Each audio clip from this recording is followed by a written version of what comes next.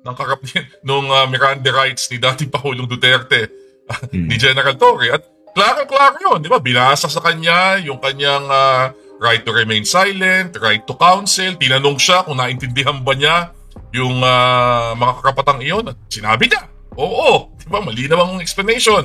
Binasa sa kanya yung basis dun sa warrant, di ba? At sinabi pa nga niya, hindi daw dapat murders, kasi hindi lang isa. So, ang point, at habang nangyayari lahat yun, katabi niya yung abogado niya, si dating Executive Secretary Mejaldea. Naisip ko lang, habang pinapanood ko yun, buti nga si Pangulong Duterte, si dating Pangulong Duterte, may ganyang pinagdaan ng proseso Iniisip ko na lang yung libo-libo na namatay habang siya ay Pangulo, na wala man lang effort na gano'n. Na, di ba, wag na kang basahan ng rights Arestuhin na lang di ba? Nung panahon na yun, hindi na dinadaan sa aresto dinadaan na kaagad sa diretso patay Enzo Recto, kalaban ang katiwalian at kasinungalingan, kakampi sa katotohanan at kabutihan.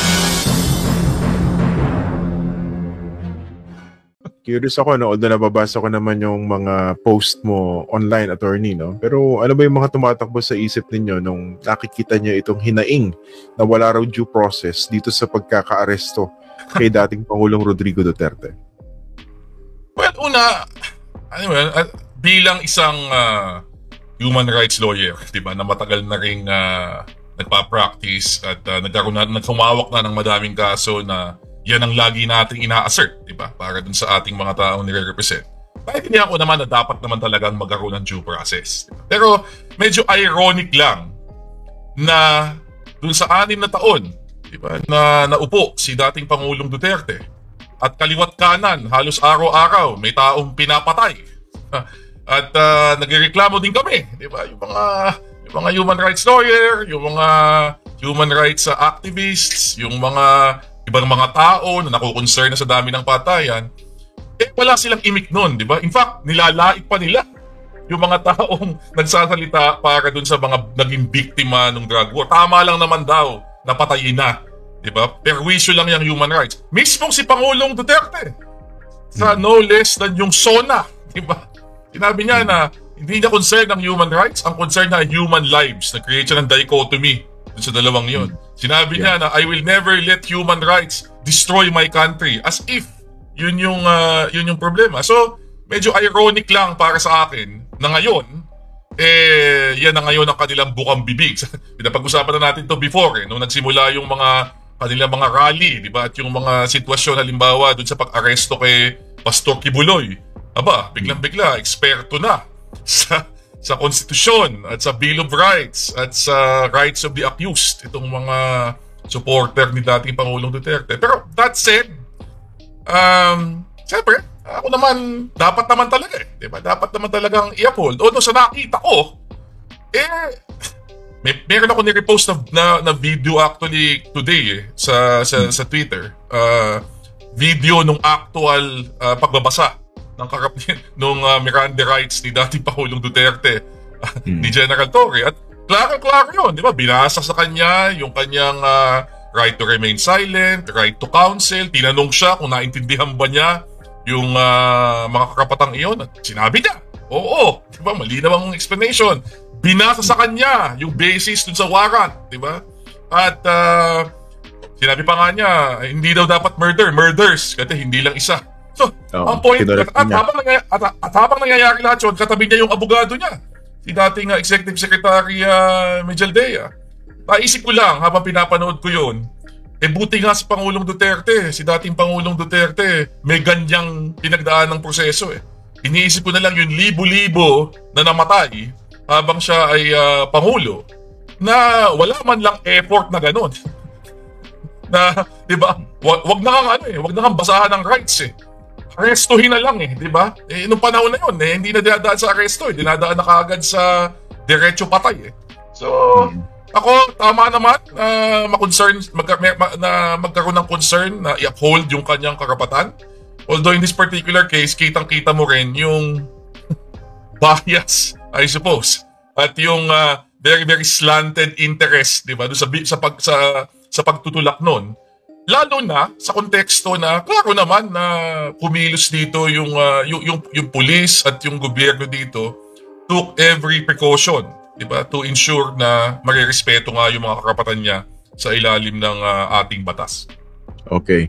Yung pinupunto ng iba bakit hindi na lang dito litisin? Although, sorry, alam naman natin yung sagot dyan. Pero paulit-ulit kasi itong naratibo na ito, no? At ito rin yung pinapalutang nung inaaresto siya. Dapat dito siya harap ang gusto niya sa local courts daw. Okay? So, dun ba sa puntong iyon, meron bang violation sa kanyang karapatan?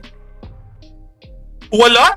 Kasi una, klaruhin natin yung usapin yan. Una, meron tayong batas, Republic Act 9851. Diba? At ito yung IHL law natin. At ito rin yung batas natin na nagpaparusa ng krimen ng crimes against humanity. The same crime na actually subject sa jurisdiction ng International Criminal Court. In fact, yung ating local law, pinattern natin almost word for word doon sa Rome Statute of the International Criminal Court na nagtaguyod ng ICC at nag-establish ng kanyang jurisdiction.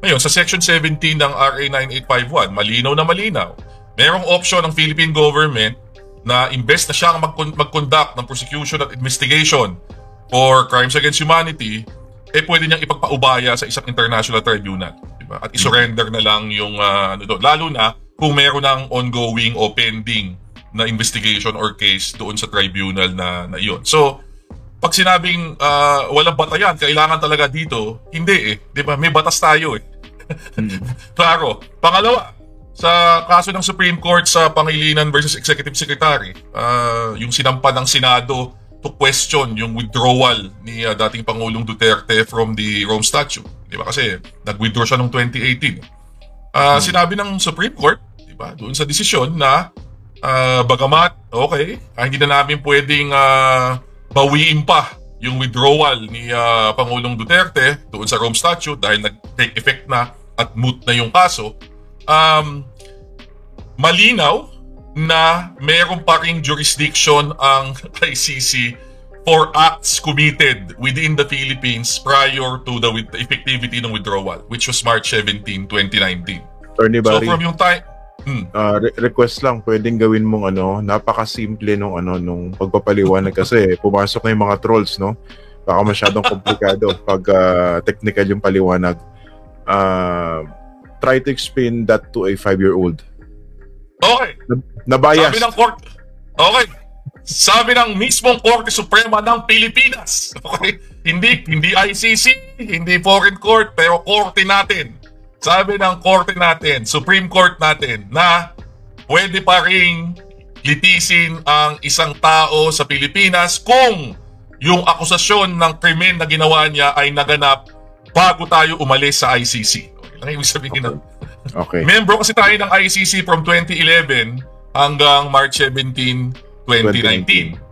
So ang sinasabi ng Korte Suprema natin, hindi ng ICC, kung naganap yung krimen between 2011 and 2019, meron pa ring kapangyarihan ang ICC na litisin yung krimen na yan. So Supreme Court na natin yan. So dagdag mo pa dun sa Section 17 ng Republic Act 9851 na pwede natin talagang ibigay sa International Tribunal ang investigasyon at paglilitis ng isang taong na gumawa o naging akusado ng crimes against humanity.